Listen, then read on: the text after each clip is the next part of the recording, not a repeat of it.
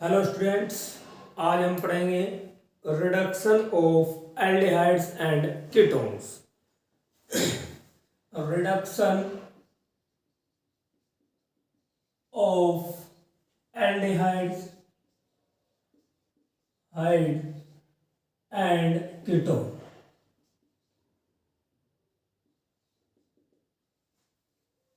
ठीक है बेटा, आज हम पढ़ेंगे reduction of aldehydes and ketones. Reduction aldehyde का या कीटोन का, आपको मालूम है कि एल्डिहाइड और कीटोन में कार्बोनिल ग्रुप होता है। क्या होता है बेटा? ये होता है कार्बोनिल ग्रुप।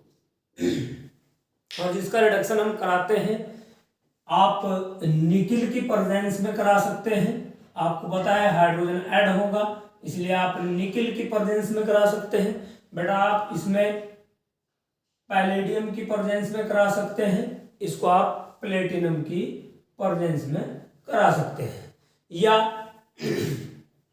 इसके अलावा भी बहुत सारे रिएजेंट्स होते हैं, जैसे लिथियम एल्यूमिनियम हाइड्राइड या सोडियम बोरोहाइड्राइड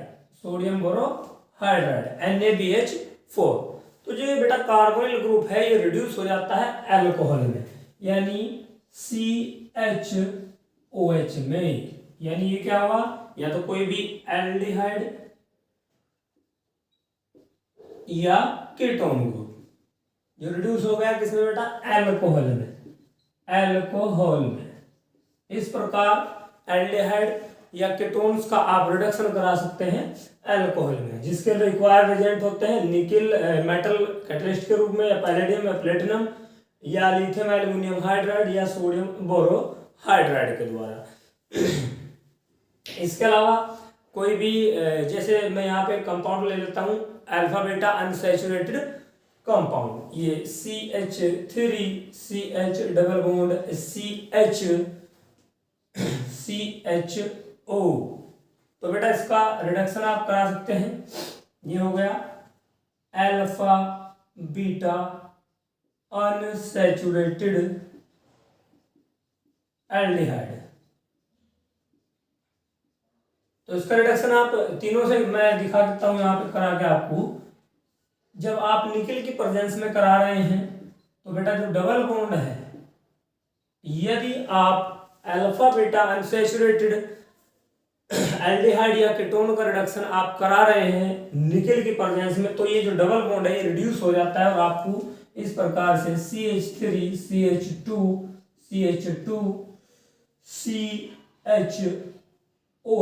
CH2OH अल्कोहल आपको प्राप्त होती है। यदि आप इसका रिडक्शन करा रहे हैं लिथियम एल्यूमिनियम हाइड्राइड के साथ भी आपको अल्कोहल प्राप्त होते हैं, पर यहाँ पे डबल बॉन्ड रिड्यूस नहीं होगा। यानी इस प्रकार से CH3CH double bond CH2OH।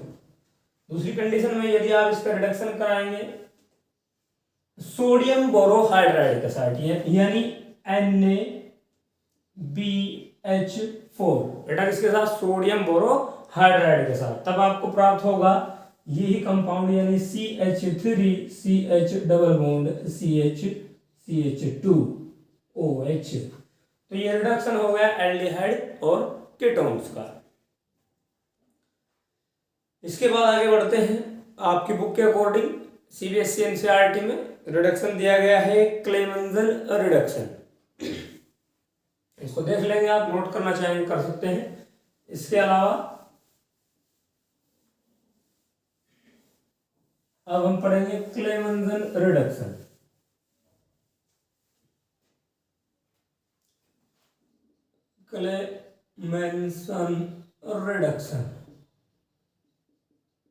क्लेमेंजन reduction में बेटा क्या लिया जाता है? जिंक अमलगम लिया जाता है। सोडियम अमलगम का भी आप इसमें यूज कर सकते हैं। क्लेमेंजन रिडक्शन में कोई भी, जैसे ये एल्डिहाइड या कीटोन हुआ, एल्डिहाइड और कीटोन, इसका रिडक्शन कराते हैं आप किससे? सोडियम अमलगम से, NaHG। और जहां सोडियम अमलगम होगा वहां पर HCl भी जरूर होगा। और इस प्रकार आपको प्राप्त हो जाएगा CH2 यानी मेथाइलिन ग्रुप प्लस H2O। ठीक है बेटा, तो ये यहां पर आपको मिथाइलिन ग्रुप आपको प्राप्त होता है। मिथाइलिन ग्रुप, ये मिथाइलिन ग्रुप होता है जो एक फंक्शनल ग्रुप है, ये आपको यहाँ पे प्राप्त होता है। इसके अलावा नेक्स्ट जो आपकी बुक में दिया गया है वो दिया गया है Wolff Kishner reduction. Wolff Kishner reduction दिया गया है बेटा।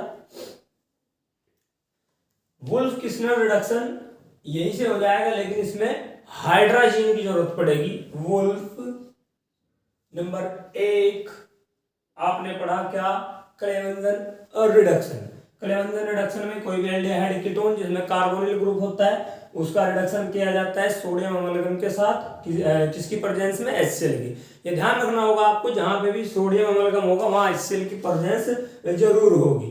ठीक है, और ये इसके साथ जो कार्बोनिल ग्रुप है रिड्यूस होकर आपको मेथिलीन या मिथाइलिन ग्रुप आपको प्रोड्यूस करता है जो एक फंक्शनल ग्रुप है। इसके अलावा दूसरा जो रिडक्शन पढ़ेंगे हम बेटा वो पढ़ेंगे वुल्फ किस्नर रिडक्शन। बेटा मैंने बताया वुल्फ किस्नर रिडक्शन में जरूरत पड़ेगी हमको हाइड्राजीन की। जो हाइड्राजीन डबल बॉन्ड यानी कार्बोनिल के डबल बॉन्ड पर ऐड होकर आपको हाइड्राजोन देगा, यानी इस प्रकार ये रिएक्शन होगी। कैसे, देख लीजिएगा, ये कोई भी एल्डिहाइड या कीटोन आपको पता है बोथ हैविंग कार्बोनिल ग्रुप। कोई भी एल्डिहाइड या कीटोन, हाइड या कीटोन, ठीक है, क्योंकि एल्डिहाइड और कीटोन दोनों में क्या होता है, कार्बोनिल ग्रुप होता है बेटा। और ये रिएक्शन करेगा हाइड्राजीन के साथ, यानी NH2 double bond single bond NH2, ये हो गया हाइड्राजीन। और हाइड्राजीन का बेटा हमने बताया कि जब कार्बोनिल ग्रुप हाइड्राजीन के साथ रिएक्शन करेगा तो एक H2O का मॉलिक्यूल सेपरेट होगा और आपको प्राप्त होगा हाइड्राजोन। मैं लिख देता हूं हाइड्राजोन। और हाइड्रोजन हुआ ये C डबल बॉन्ड NH2, जिसका आगे भी आप बेस की प्रेजेंस में यानी KOH और एथिलीन ग्लाइकोल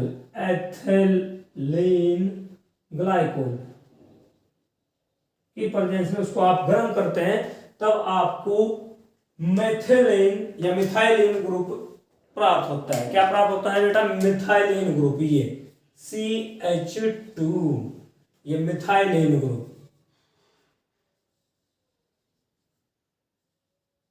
ये प्राप्त होगा।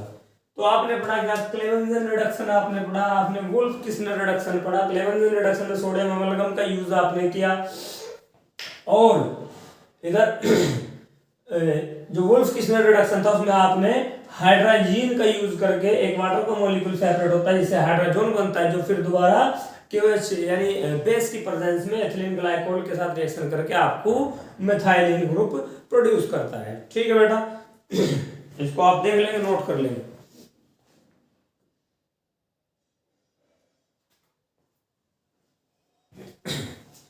इसके बाद हम पढ़ेंगे ऑक्सीडेशन।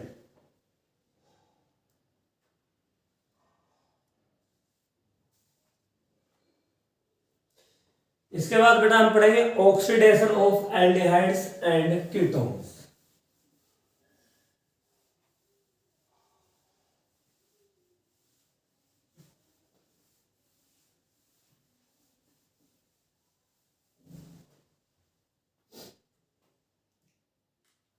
अब हम पढ़ेंगे नेक्स्ट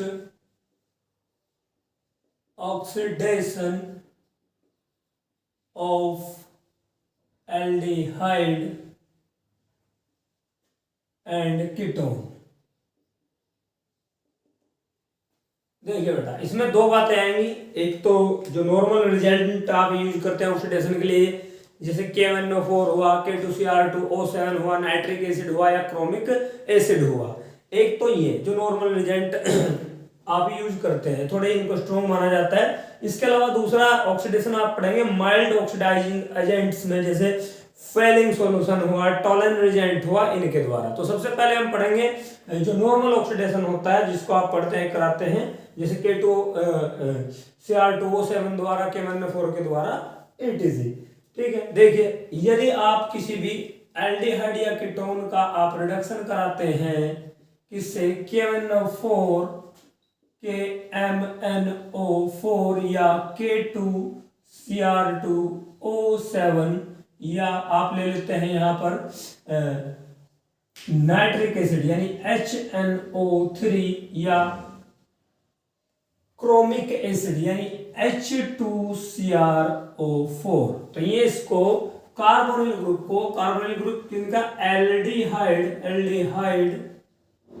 एंड कीटोन्स, इनमें एल्डिहाइड और कीटोन्स का रिडक्शन आप यदि KMnO4, K2Cr2O7, HNO3 nitric acid और क्रोमिक एसिड द्वारा कराते हैं, तो बेटा आपको सीधा कार्बोक्सिलिक एसिड प्राप्त होगा, एसिड प्राप्त होगा। ठीक है बेटा, यदि आप इसका रिडक्शन माइल्ड ऑक्सीडाइजिंग एजेंट्स के साथ कराएं, तब डिफरेंट एजेंट से या रिजेंट से आपको डिफरेंट प्रोडक्ट प्राप्त होते हैं। देखिए जैसे ऑक्सीडेशन बाय माइल्ड मतलब थोड़ा वीक, माइल्ड ऑक्सीडाइजिंग एजेंट्स या रिजेंट्स। ठीक है बेटा, जैसे हम नंबर 1 में पढ़ते हैं टॉलेंस रिजेंट।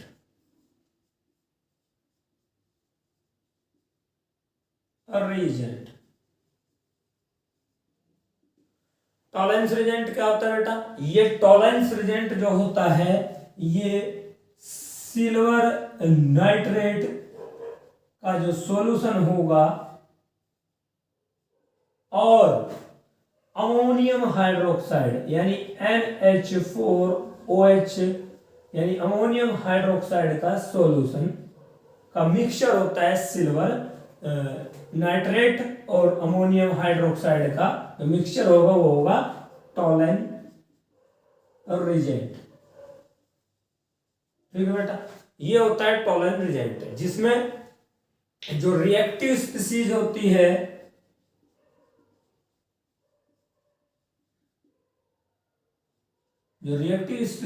वो बेटा ये होती है diammine silver first hydroxide, ये होती है बेटा रिएक्टिव स्पीसीज। ये रिएक्शन करती है किसके साथ, एल्डिहाइड या कीटोन्स के कार्बोनिल ग्रुप पर। यानी जो टॉलेंस रिजेंट होता है बेटा, वो एल्डिहाइड और कीटोन्स के साथ रिएक्शन किस प्रकार देगा, यहां पे हम देखते हैं।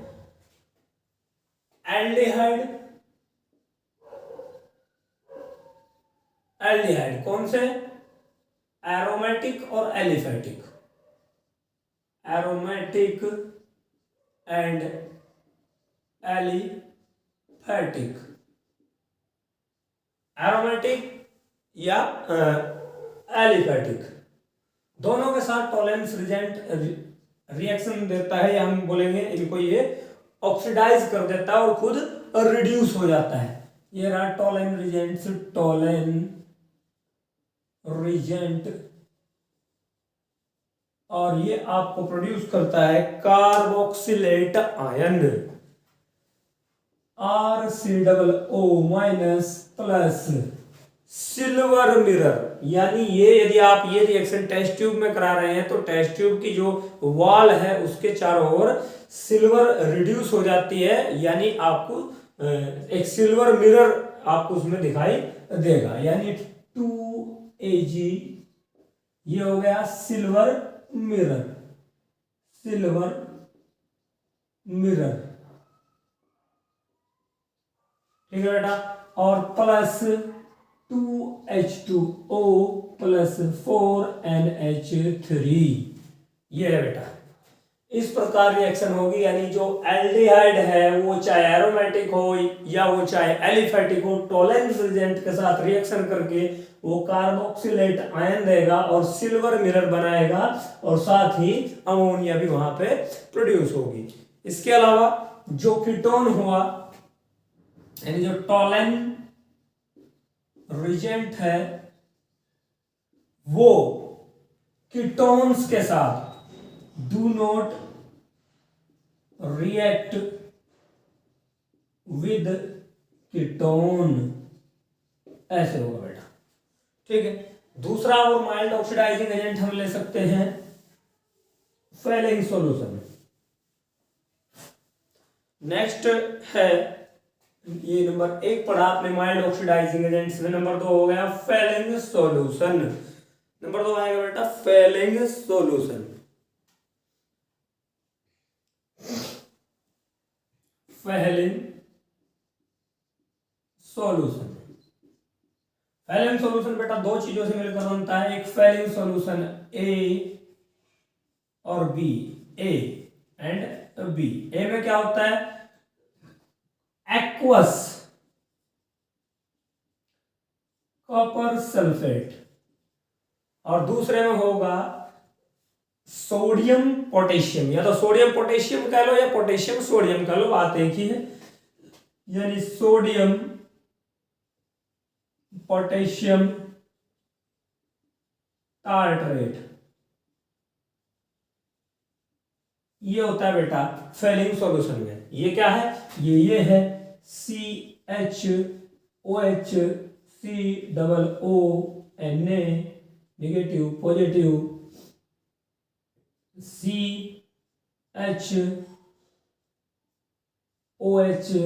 COOK नेगेटिव पॉजिटिव, ये होता है बेटा सोडियम पोटेशियम टार्टरेट। यानी इसका सॉल्यूशन एक्वस सॉल्यूशन और सोडियम पोटेशियम टार्टरेट का सॉल्यूशन, इनका मिक्सचर होता है फेलिंग सॉल्यूशन, जो रिएक्शन करता है किसके साथ, एल्डिहाइड और कीटोन्स के साथ रिएक्शन ये करता है। और ध्यान रखेंगे केवल एलिफेटिक एल्डिहाइड के साथ ही फेलिंग सॉल्यूशन रिएक्शन देगा, और Cu2O यानी क्यूप्रस ऑक्साइड का रेड पीपीटी ये बनाएगा।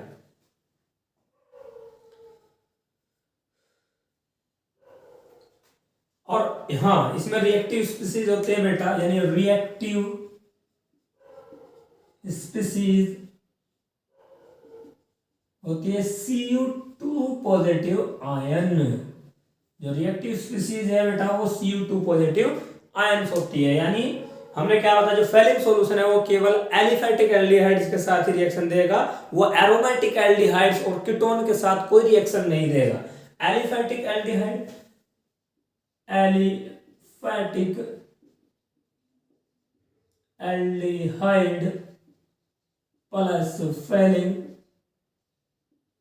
सॉल्यूशन, एलिफेटिक एल्डिहाइड और फेलिंग सॉल्यूशन। एलिफेटिक क्यों, क्योंकि ये एरोमेटिक और कीटोन के साथ कोई रिएक्शन नहीं देगा, केवल एलिफेटिक एल्डिहाइड के साथ फेलिंग सॉल्यूशन रिएक्शन देता है, और आपको प्राप्त होगा यहाँ पे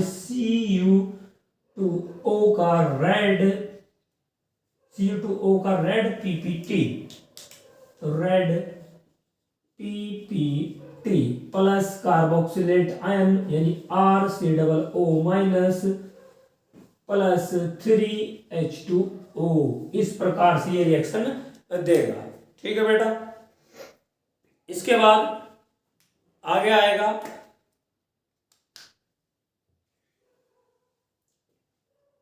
पढ़ेंगे oxidation by haloform test. Haloform test को पढ़ाने के लिए हमारी वीडियो ज़्यादा बड़ी हो जाएगी, हो सकता है अपलोड करने में कोई प्रॉब्लम आए। आज हमारा पहला ही दिन है, इसलिए हम देख लेते हैं, अब अगर आसानी हुई तो इससे ज़्यादा समय की हम वीडियो बना सकते हैं, लेकिन आज के लिए आप इतना ही कर लो, उसके बाद देखते हैं। Thank you very much.